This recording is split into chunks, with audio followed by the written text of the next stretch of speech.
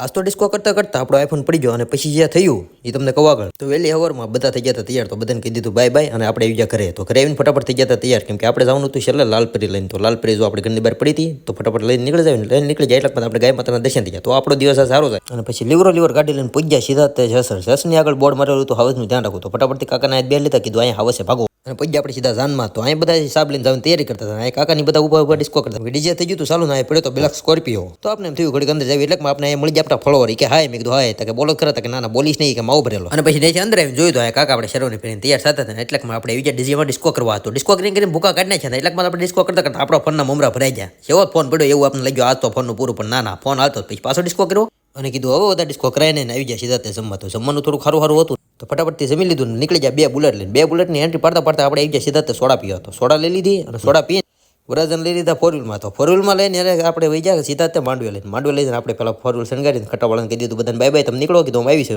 આપણે તે પછી નીકળ્યા કરવા જવા. તો આજનો પૂરો સારો લાઈક કરો, બોલતા ને મળી જવું બાય બાય.